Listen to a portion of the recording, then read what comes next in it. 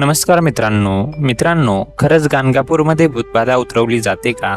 त्याची श्रद्धा, इतिहास आणि सत्य काय आपण जाणून घेऊयात या पार्टमध्ये. मित्रांनो, ही सिरीज 4 पार्टमध्ये होणार आहे, तर हा आहे पार्ट 1. मित्रांनो, पण ही सिरीज पाहण्याआधी आपण आपल्या यूट्यूब चॅनल नामस्पंदनवरती नवीन असाल तर आत्ताच आपल्या यूट्यूब चॅनल नामस्पंदनला सबस्क्राईब करून घ्या, जेणेकरून असेच नवनवीन व्हिडिओ सर्वात पहिले तुम्हाला पाहायला मिळतील. आता मित्रांनो, कल्पना करा की आपण गाणगापूरला गेलात आणि रात्रीचे जवळपास 10 वाजले आहेत. गाणगापूर दत्त मंदिराच्या परिसरात अचानक कोणीतरी मोठ्याने ओरडायला सुरुवात करतो. काही क्षणात आणखी काही जण रडू लागतात. कोणी श्री गुरुदेव दत्त असा अखंड जप करत असतो, तर काही भाविक शांतपणे प्रार्थनेत मग्न असतात. मित्रांनो, हे दृश्य पाहणारा एखादा नवीन व्यक्ती घाबरून जाऊ शकतो, पण त्याच्या मनात एकच प्रश्न निर्माण होतो की इथे नेमकं काय चाललं आहे? खरंच गाणगापूरमध्ये भूतबाधा उतरवली जाते का? लोक इतक्या दूरवरून इथे का येतात? आणि गाणगापूरचे भगवान दत्तात्रेयांशी काय नाते आहे? मित्रांनो, या ठिकाणामागचा इतिहास काय सांगतो आपण आजच्या या व्हिडिओमध्ये सांगणार आहोत.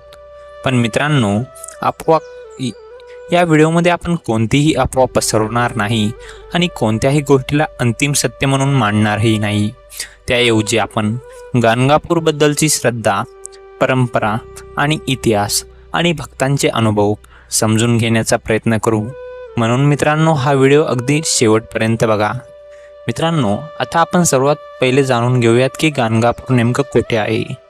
मित्रांनो, गाणगापूर हे कर्नाटक राज्यातील कुलबर्गी म्हणजेच गुलबर्गा जिल्ह्यातील एक प्रसिद्ध तीर्थक्षेत्र आहे. लाखो भाविक दरवर्षी येथे दर्शनासाठी येतात. मित्रांनो, हे ठिकाण भगवान दत्तात्रेयांचे दुसरे अवतार मानले जाणारे श्री नरसिंह सरस्वती महाराज यांच्याशी जोडलेलं आहे. मित्रांनो, दत्त संप्रदायातील भक्तांसाठी गाणगापूर हे अत्यंत पवित्र स्थान म्हणून मानले जाते. मित्रांनो, अनेकांच्या मते श्री नरसिंह सरस्वती महाराजांनी येथे दीर्घकाळ वास्तव्य केले आणि आपल्या भक्तांना अध्यात्म, सेवा आणि धर्माचा मार्ग दाखवला. मित्रांनो, श्री नरसिंह सरस्वती कोण होते? तर मित्रांनो, दत्त संप्रदायात असा पारंपरिक विश्वास आहे की भगवान दत्तात्रेयांनी विविध काळात अनेक अवतार धारण केले. त्यापैकी श्रीपाद व श्री वल्लभ आणि त्यानंतर श्री नरसिंह सरस्वती यांना विशेष स्थान दिले जाते.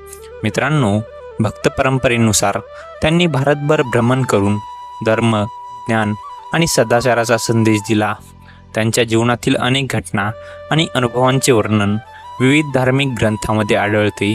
मित्रांनो, याच कारणामुळे गाणगापूर हे केवळ एक मंदिर नसून श्रद्धा आणि साधनेचं केंद्र म्हणून ओळखले जाते. मित्रांनो, आता गाणगापूरचं महत्त्व आपण जाणून घेऊयात. मित्रांनो, भारतामध्ये अनेक तीर्थक्षेत्रे आहेत. प्रत्येकाचे स्वतःचे एक वैशिष्ट्य आहे. काशी म्हणजे मोक्षाची नगरी, पंढरपूर म्हणजे विठ्ठल भक्ती आणि तिरुपती म्हणजे व्यंकटेश्वर आणि गाणगापूर म्हणजे दत्तभक्तांचे श्रद्धास्थान.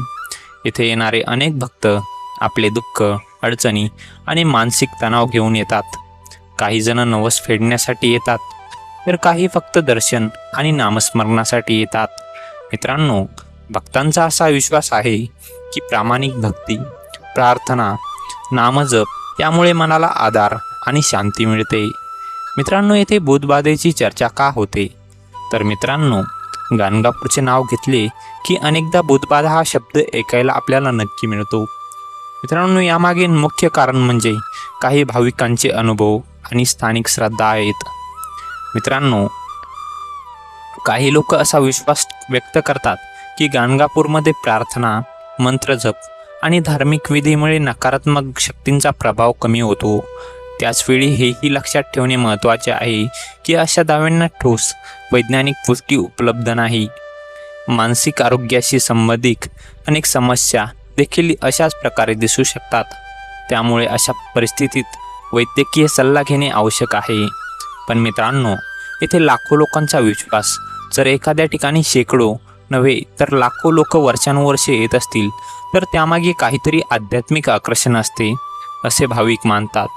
मित्रांनो, गाणगापूरमध्ये सकाळच्या काकड आरतीपासून तर रात्रीच्या आरतीपर्यंत भक्तांचा ओघ सुरूच असतो. कोणी जप करत असतं, कोणी पारायण करत असतो, तर कोणी शांतपणे ध्यान करत असतो आणि कोणी आपल्या जीवनातील संकटामधून मार्ग मिळावा म्हणून प्रार्थना करत असतो. आणि मित्रांनो, याच वातावरणामुळे अनेकांना इथे मानसिक समाधान मिळण्याचे वाटते. पण मित्रांनो, पुढे काय? पण एक प्रश्न अजूनही कायम आहे बरं का. मंदिर परिसरात काही लोक मोठ्याने ओरडताना किंवा अस्वस्थ दिसतात. निर्गुण पादुकाचे महत्त्व काय आहे? भीमा अमरच्या संगमाला इतके पवित्र का मानले जाते? आणि गाणगापूरमध्ये नेमके कोणते धार्मिक विधी केले जातात? या प्रश्नांची उत्तरं मित्रांनो आपण पार्ट 2 मध्ये जाणून घेऊ. पण मित्रांनो, तुम्हाला हा व्हिडिओ कसा वाटला कमेंटमध्ये नक्की सांगा. आणि जाता जाता श्री गुरुदेव दत्त ही कमेंट करा, जेणेकरून ही तुमची कमेंट श्री दत्तगुरुचरणी अर्पण होणार आहे व तुम्हाला गुरु योग्य तो मार्ग दाखवतील अशी अपेक्षा करतो. चला भेटूया पुढच्या भागात. श्री गुरुदेव दत्त. मित्रांनो, पुढचा भाग नक्की पहा, कारण पुढच्या भागात आपण मंदिर परिसरात काही लोक मोठ्याने का ओरडतात किंवा अस्वस्थ का दिसतात आणि निर्गुण पादुकांचे महत्त्व काय आहे, भीमा अमरच्या संगमाला इतके पवित्र का मानले जाते, हे जाणून घेणार आहोत. तर मित्रांनो, भेटूयात पुढच्या व्हिडिओमध्ये. तोपर्यंत श्री गुरुदेव दत्त.